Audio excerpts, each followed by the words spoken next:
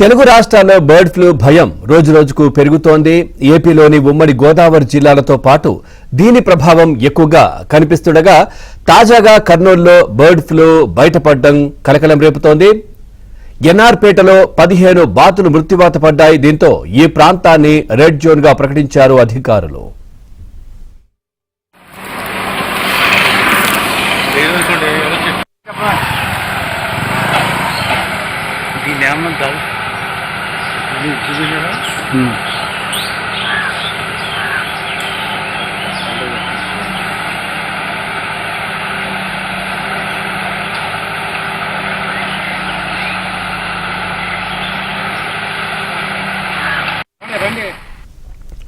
అటు పశ్చిమ గోదావరి జిల్లా మేడపాడులో ఓ పౌల్ట్రీ ఫామ్ లో 5,500 కోళ్లు మృతి చెందాయి. అయితే కోళ్ల మరణానికి బర్డ్ ఫ్లూ అనే అనుమానం కలుగుతోంది. దీంతో వ్యాధి నిర్ధారణకు శాంపిల్స్ ను భోపాల్ ల్యాబ్ కు పంపించారు అధికారులు. ఇక ఇది వలస పక్షుల నుంచి కోళ్లు బాతులకు మాత్రమే సోకుతోందని పశు వైద్య నిపుణులు చెబుతున్నారు. ఈ ఏడాది ఆస్ట్రేలియా, రష్యా నుంచి వలస పక్షులు కొల్లేరు, సిలికాన్ సరస్సులతో పాటు ఇతర జలాశయాలకు ఎక్కువగా వచ్చాయి. దీంతో వాటి వల్లే బర్డ్ ఫ్లూ వ్యాధి వ్యాపించిందని అధికారులు అనుమానిస్తున్నారు.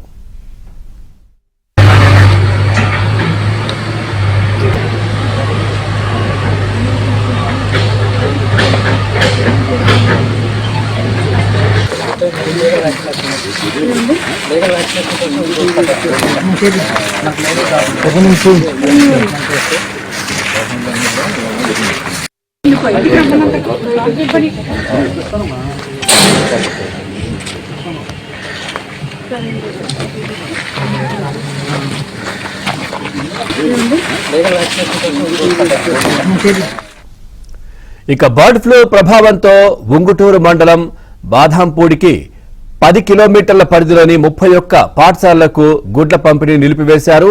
బాదాంపూడి, వేల్పూరు, కానూరు గ్రామ పరిధిలో ఆంక్షలు కూడా కొనసాగుతా ఉన్నాయి.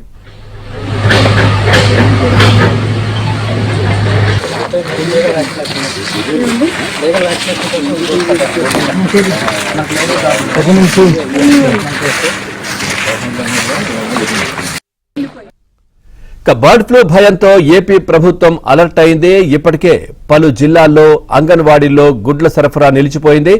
ఇక ఎక్కడికక్కడ శానిటేషన్ కార్యక్రమాలు కూడా చేపడుతున్నారు.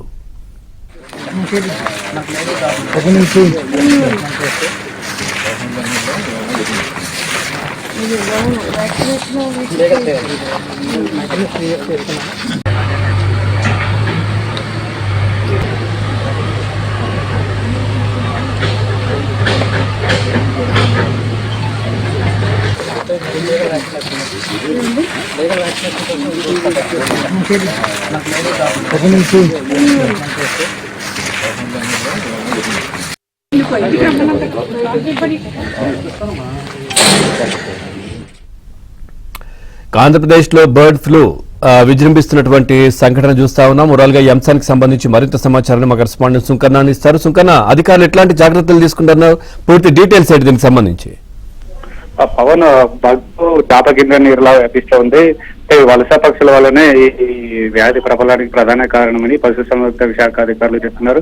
ముఖ్యంగా కర్నూలు జిల్లాలో ఇప్పటి వరకు అయితే బర్డ్ ఫ్లూ కేసులు నమోదు కాదు, కోళ్లు కూడా చనిపోలేదు. అయితే ఈ నేపథ్యంలోనే ఈ రాజు అనేటువంటి వ్యక్తి నరసింహరావుపేటలో కొంతకాలం నుంచి కూడా 25 బాతులు పెంచుకుంటున్నాడు. అయితే వరుసగా 15 బాతులు చనిపోయాయి, అనారోగ్యానికి గురై చనిపోయాయని భావించారు. అయితే బర్డ్ ఫ్లూ వ్యాప్తి విజృంభిస్తున్న నేపథ్యంలో తను పశుసంవర్ధక శాఖ అధికారుల దృష్టికి కూడా ఈ విషయాన్ని తీసుకెళ్లారు. అయితే సమాచారం అందుకున్నటువంటి పశుసంవర్ధక శాఖ అధికారులు కూడా వెంటనే ఏదైతే రాజు బాతులు పెంచేటువంటి ప్రదేశాన్ని కూడా పరిశీలించి చనిపోయినటువంటి ఈ బాతులకు సంబంధించినటువంటి రక్త నమూనాలు కూడా సేకరించి వాటిని శాంపిల్స్ ని కూడా ల్యాబ్ కు పంపించడం జరుగుతుంది. అయితే ఒక బాతుకు సంబంధించినటువంటి పాజిటివ్ అని తెలియడంతో ఈ పశుసంవర్ధక శాఖ అధికారులు కూడా బర్డ్ ఫ్లూ వ్యాధి అని నిర్ధారించి బర్డ్ ఫ్లూ వల్లనే వ్యాధి సోకి బాతులు చనిపోయాయని కూడా వాళ్ళు ప్రాథమికంగా నిర్ధారించడం జరిగింది. అయితే ఈ విషయాన్ని కూడా జిల్లా కలెక్టర్ దృష్టికి తీసుకెళ్లారు. జిల్లా కలెక్టర్ కూడా వెంటనే పశుసంవర్ధక శాఖ అధికారులతో కూడా సమీక్షా సమావేశం నిర్వహించి నరసింహరావుపేటను కూడా రెడ్ జోన్ గా ప్రకటించాలని కూడా ఆదేశించడం. అక్కడ పారిశుద్ధ్య పనులు కూడా ముమ్మరంగా చేస్తున్నటువంటి పరిస్థితి. అయితే ఈ 10 బాతులు చనిపోయినటువంటి ప్రదేశాలతో పాటు ఇంకా కర్నూలు నగరంలో ఎక్కడెక్కడ బాతులు అదేవిధంగా మరి ఈ కోళ్లు కూడా పెంచుకుంటున్నారు. ముఖ్యంగా పౌల్ట్రీ కేంద్రాల దగ్గర కూడా వెళ్ళి అక్కడ అయితే ఏమన్నా చనిపోయా కోళ్లు కానీ బాతులు అని కూడా క్షుణ్ణంగా తనిఖీలు నిర్వహిస్తూ ఏదైతే వివరాలు సేకరిస్తున్నటువంటి పరిస్థితి. పశుసంవర్ధక శాఖ అధికారులు కూడా నేను రాత్రి నుంచి ఏదైతే నరసింహారావుపేటలో చికెన్ షాపులు అదేవిధంగా గుడ్లు కూడా అమ్మరాదని కూడా ఏదైతే ఆదేశాలు జారీ చేసినటువంటి నేపథ్యంలో చికెన్ షాపులు గుడ్లు అమ్మేటువంటి షాపులన్నీ కూడా నిన్న రాత్రి నుంచి కూడా మూతపడడం జరిగింది. ఎవరు కూడా నిబంధనల విరుద్ధంగా చికెన్ అదే విధంగా గుడ్లు వ్యాపారాలు చేయరాదని కూడా పశుసంవర్ధక శాఖ అధికారులు కూడా సీరియస్ గా ఏదైతే ఆంక్షలు విధించినటువంటి నేపథ్యంలో విస్తృతంగా తనిఖీలు జరుగుతున్నాయి. ఎక్కడెక్కడ ఇంకా ఏంటనే దానిపైన కూడా ఇంకా ఇప్పుడు ప్రస్తుతానికి అయితే కోళ్ళకు లేదు, బాతులు మాత్రమే బర్డ్ ఫ్లూ వల్ల చనిపోయాయి.